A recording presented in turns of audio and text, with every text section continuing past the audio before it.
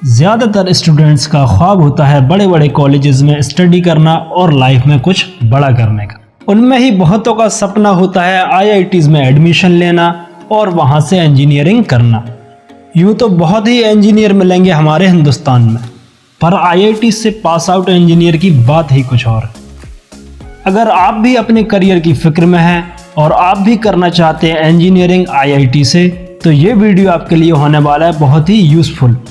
तो इस वीडियो में हमारे साथ आखिर तक बने रहें। हेलो फ्रेंड्स, स्वागत है आपका हमारे यूट्यूब चैनल ई गुरुकुल में। तो आज हम बात करने वाले हैं आईआईटी से रिलेटेड सारे इम्पोर्टेंट टॉपिक्स पर। दोस्तों, जब भी बात होती है इंजीनियरिंग की तो हमको अक्सर ही आईआईटी शब्द सुनने को मिलता है।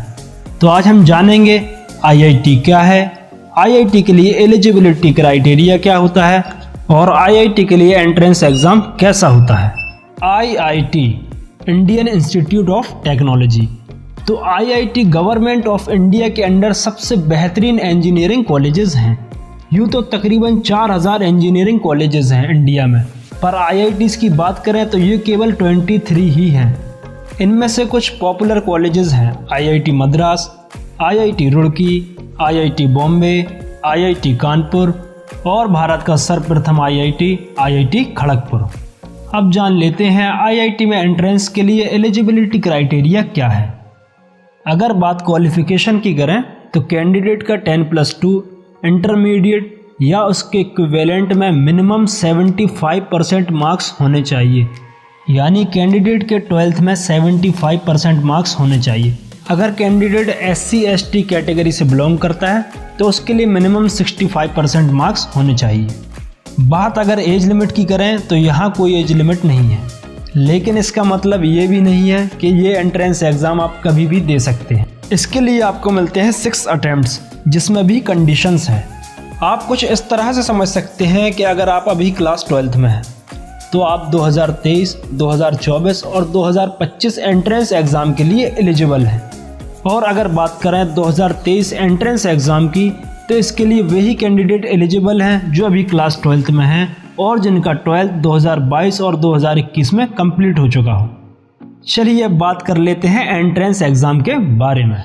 आईआईटी में एडमिशन के लिए एनटीए नेशनल टेस्टिंग एजेंसी जो टेस्ट कंडक्ट कराती है उसे हम सब जेईई के नाम से जानते हैं, जो कि बहुत ही पॉपुलर एग्ज़ाम है जो साल में 2 बार होता है।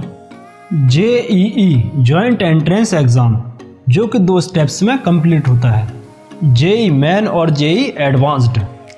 जेईई मेन जो कि स्क्रीनिंग एग्ज़ाम है जेईई एडवांस्ड के लिए, यानी जेईई मेन क्वालिफाइंग नेचर का टेस्ट है। बात करें अगर एग्ज़ाम पैटर्न की, तो जेईई मेन एग्ज़ाम में फिजिक्स, केमिस्ट्री और मैथ तीनों ही सब्जेक्ट से 30 क्वेश्चंस पूछे जाते हैं, जिनमें से स्टूडेंट्स को 25 क्वेश्चन ही हर सेक्शन में अटेम्प्ट करने होते हैं। तो इस तरह टोटल नंबर ऑफ क्वेश्चन होता है 90 और स्टूडेंट्स को अटेम्प्ट करने होते हैं 75। सही आंसर करने पर 4 मार्क्स और गलत आंसर करने पर 1 मार्क की नेगेटिव मार्किंग है। तो इस तरह जेईई मेन एग्ज़ाम 300 मार्क्स का होता है, जिसके लिए स्टूडेंट्स को मिलते हैं 3 घंटे।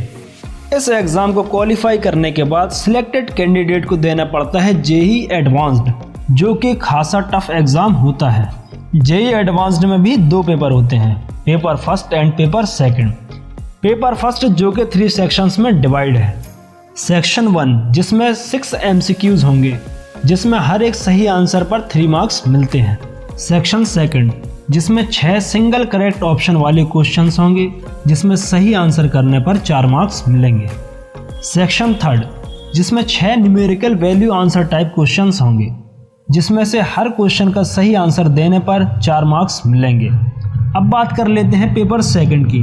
तो पेपर सेकंड को भी 3 सेक्शंस में डिवाइड किया गया है। सेक्शन 1 जिसमें 6 MCQs होंगे, बट ये MCQs थोड़े डिफरेंट हैं। तो यहाँ हर क्वेश्चन में 2 या 2 से अधिक ऑप्शन सही होंगे, तो यहाँ आंसर करना थोड़ा सा कठिन होता है।